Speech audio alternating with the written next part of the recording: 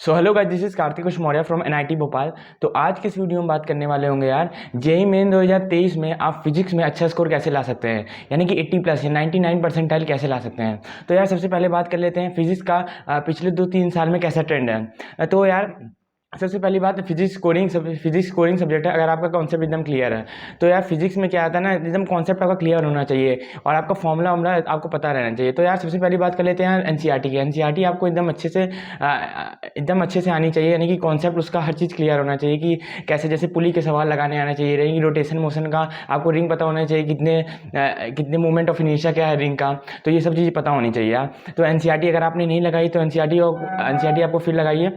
अगर जिसकी NCERT complete है वो रेफरेंस बुक में जा सकते हैं, यानी कि आप अरिहंत की लगा सकते हो। आप अब जो भी नोट्स है, जो भी स्टडी मटेरियल आप वो कर सकते हो।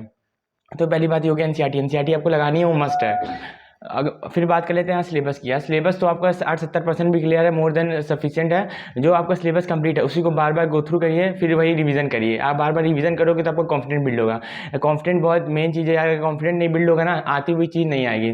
तो यार कॉन्फिडेंट बिल्ड करिए, वही चीज़ बार बार प्रैक्टिस करिए। जो चीज़ नहीं आती आपको, वो चीज़ को वन शॉट लीजिए, फिर से लेक्चर कंप्लीट करिए। यूट्यूब में जाके कोई भी लेक्चर मैं बता दूंगा कौन से बेस्ट यूट्यूब चैनल है, तो आप जो भी फॉलो करते हैं आप एक बार फिर से वीडियो देखिए उसकी। जो भी नहीं आता है, जैसे आपको रोटेशन मोशन नहीं आता है तो आपको वन शॉट एक बार फिर देखिए उसको, फिर आपको आएगा, फिर आप क्वेश्चन लगाइए तो आपको आएगा।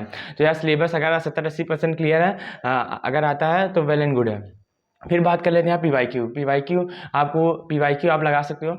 जो भी आप रिहांत की आप लियो, पीवाईक्यू से लगाने से ये होता है, जैसे आइडिया मिल जाता है कैसा कैसा क्वेश्चन आ रहा है। जैसे कि यानी कि 5 साल तक आप लगा के जाइए, 2018, 2019, 2020, 2021, 2022, 5 साल आप लगा के जाइए। से ये पता चल जाता है कि कैसा कैसा क्वेश्चन आ रहा है। फिजिक्स में बहुत ज़्यादा हार्ड क्वेश्चन नहीं आता है, वही कॉन्सेप्ट बेस्ड रहता है, बहुत ज़्यादा एडवांस लेवल का टाइप का नहीं आता। अगर आपको फॉर्मूला पता है, की पॉइंट्स पता है, कैसे कैसे फॉर्मूला की कहाँ पर यूज़ होना है, तो आप कर लोगे।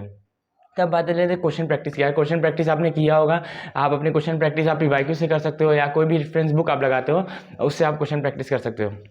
अब बात करते हैं मोस्ट इंपॉर्टेंट क्या है, टाइम मैनेजमेंट, यानी कि टाइम आपको मैनेज करके चलना है। ये नहीं कि कोई भी क्वेश्चन आ गया आप उस पर, जो भी पहले आए, जो भी एग्जाम में जितने भी क्वेश्चन आए पहले वो अटेम्प्ट कीजिए जो आपको आता है। ये नहीं कि आप जो नहीं आता आप उसको पहले आप टैकल कर रहे हो, नहीं, जो आता है उसको पहले टैकल करो, जिससे कि कॉन्फिडेंस बिल्ड हो। तो यार लास्ट एंड सबसे मोस्ट इंपॉर्टेंट यार मॉक टेस्ट आपको देना है।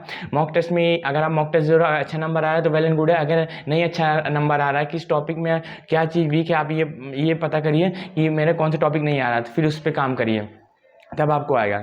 तो अब बात कर लेते हैं यार कौन से मोस्ट इंपॉर्टेंट चैप्टर हैं। तो यार मैंने लिस्ट बनाई है कौन से मोस्ट इंपॉर्टेंट चैप्टर हैं। तो यार सबसे पहले मैकेनिक्स की बात कर लेते हैं। काइनेमेटिक्स तो मैकेनिक्स का बेस है।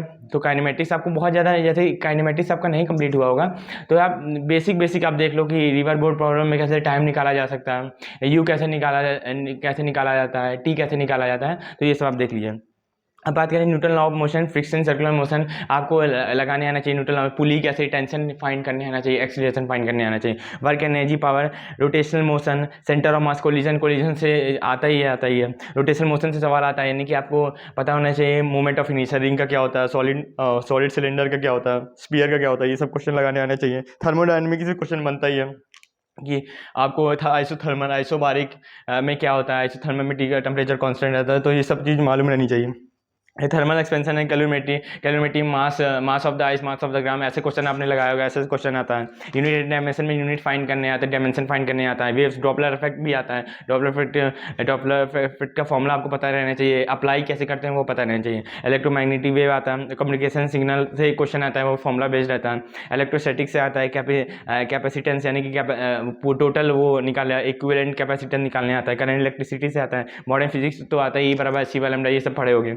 मैग्नेटिज्म से आता है, यानी कि ये सब फॉर्मूला पढ़े होंगे, यानी कि मैग्नेटिक फील्ड का, ये सब रे एंड ऑप्टिक्स से भी सवाल बनते ही हैं। EMI से ऑप्शन बनता है, AC से बनता है, SHM से, और फ्लूइड से, और ग्रेविटेशन से तो बनता ही है। तो ये मोस्ट इंपॉर्टेंट चैप्टर हो गया। Thank you for watching.